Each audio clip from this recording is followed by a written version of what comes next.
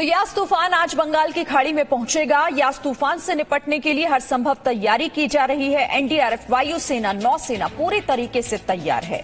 तो यास तूफान से जुड़े हुए आपको अपडेट भी हम देंगे, लेकिन फिलहाल आप ये देखिए कि किस तरह से अब इसे लेकर हर संभव कोशिश ये हो रही है कि कोई भी नुकसान अगर होता है तो उससे पूरी तरीके से निपटा जा सके। अब इससे जुड़े अपडेट आपको दे देते हैं। आज बंगाल की खाड़ी में पहुंचेगा तूफान। 26 मई को ओडिशा, पश्चिम बंगाल के तटों को पार करेगा। रविवार को प्रधानमंत्री ने इसे लेकर हाई लेवल समीक्षा बैठक भी की। रविवार को वायुसेना ने 21 टन राहत सामग्री पहुंचाई। वायुसेना ने एनडीआरएफ के 334 जवानों को भी पहुंचाया है। कोलकाता, पोर्ट ब्लेयर में राहत सामग्री जवानों को भी पहुंचाया गया। ओडिशा में 14 जिलों में हाई अलर्ट जारी किया गया है। ओडिशा में एनडीआरएफ की 22 टीमें तैनात हैं। तूफान की वजह से एहतियातन 19 ट्रेनों को रद्द भी कर दिया गया है। इसके अलावा तूफान की रफ्तार जो है वो 155 से 165 किलोमीटर प्रति घंटा रहने का अनुमान लगाया जा रहा है। रफ्तार 185 किलोमीटर प्रति घंटा तक भी पहुंच सकती है। नौसेना के 4 जहाज बचाव राहत के लिए पूरी तरह तैयार रखे गए हैं। विशाखापट्टनम में आईएनएस डेगा, आईएनएस रजाली भी पूरी तरह तैयार है। वायुसेना के 11 परिवहन विमान और 25 हेलीकॉप्टर तैयार हैं। बिहार और झारखंड में भी इसका असर दिख सकता है, तो तैयारी वहां पर भी है। तो देखिए, अभी ताउते तूफान की बर्बादी से देश संभला नहीं है और एक दूसरा तूफान यास तबाही मचाने को तैयार है। ताउते ने भारत के पश्चिमी इलाकों में तबाही मचाई। यास का खतरा पूर्वी हिस्से में मंडरा रहा है।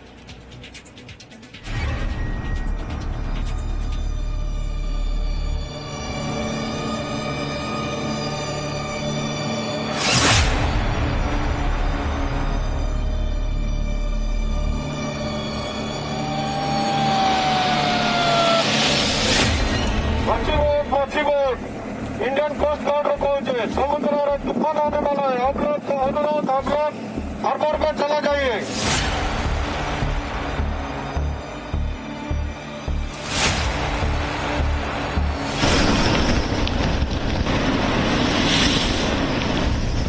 ताउते तूफान से बर्बादी के निशान अभी मिटे भी नहीं है, लेकिन अब यास का खतरा मंडराने लगा है। चक्रवाती तूफान यास के 26 मई को ओडिशा और पश्चिम बंगाल के तटों से टकराने की आशंका है। वेरी सीवियर साइक्लोनिक स्टॉर्म होगा। वेरी सीवियर साइक्लोनिक स्टॉर्म होने का बाद 26 मॉर्निंग में ये वेस्ट बंगाल उड़ीसा कोस्ट के नजदीक पहुंच जाएगा और 26 इवनिंग ये वेस्ट बंगाल और उड़ीसा कोस्ट क्रॉस करेगा between Paradip and Sagar Island as a very severe cyclonic storm. Bengal की खाड़ी के मध्य पूर्वी हिस्से में कम दबाव का क्षेत्र बनने की प्रक्रिया शुरू हो गई है। यही 24 मई तक चक्रवाती तूफान यास का रूप ले लेगा। चक्रवाती यास के उत्तर पश्चिम की ओर बढ़ने की संभावना है, जो 24 मई तक एक चक्रवाती तूफान में तब्दील हो सकता है। इसके अगले 24 घंटे में ये तेज चक्रवाती तूफान का रूप ले सकता है। मौसम विभाग के पूर्वानुमान के मुताबिक की वजह से बंगाल और ओडिशा में 22 से 26 मई तक भारी बारिश हो सकती है।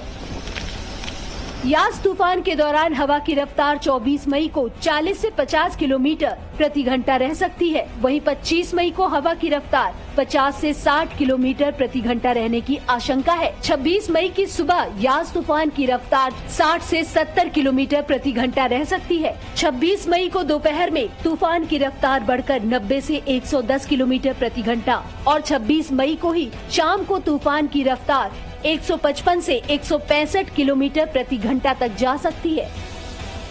जाहिर है, एक बार फिर तूफान का बड़ा खतरा भारत के पूर्वी हिस्से पर मंडरा रहा है। इस तूफान से निपटने के लिए प्रधानमंत्री ने बड़ी बैठक की। इस मीटिंग में प्रधानमंत्री ने राष्ट्रीय आपदा प्रबंधन प्राधिकरण के अधिकारियों के साथ तैयारियों को लेकर चर्चा की।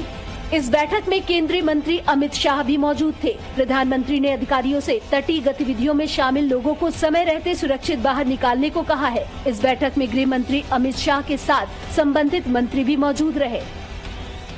देखिए, ये जो साइक्लोन है ये आईएमडी के अनुसार वेरी सीवियर साइक्लोनिक स्टॉर्म की कैटेगरी में आता है।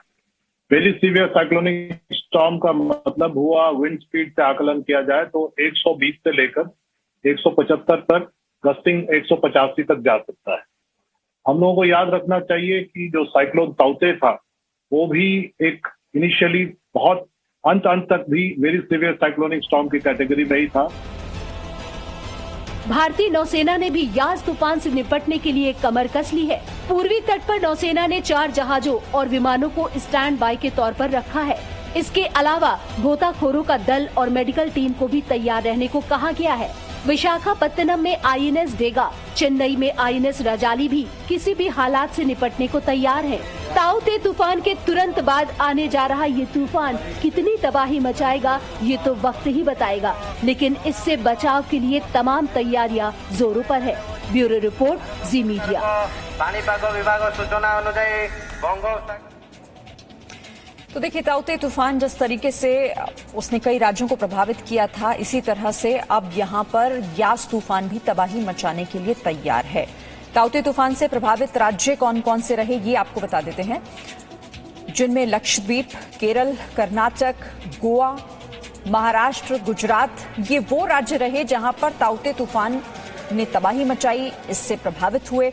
अब यास तूफान कहां कहां पर प्रभाव पहुंचा सकता है, तो पश्चिम बंगाल और ओडिशा, ये 2 राज्य ऐसे हैं जो यास तूफान से प्रभावित होंगे।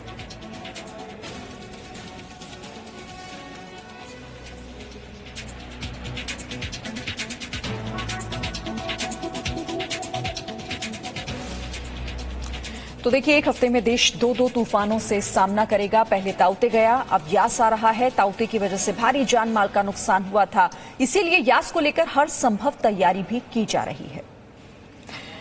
तो देखिए, अब तूफानों के नाम को लेकर आपके मन में भी कई बार सवाल उठते होंगे कि आखिर इसके नाम कैसे तय होते हैं। तूफानों के एक से एक नाम भी लोगों की दिलचस्पी का विषय बने रहे हैं।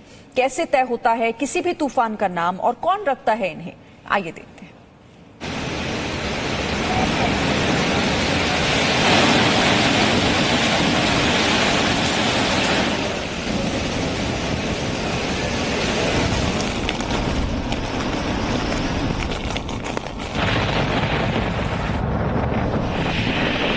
अभी ताउते तूफान की तबाही से देश उबरा भी नहीं था कि एक और चक्रवाती तूफान दस्तक दे रहा है।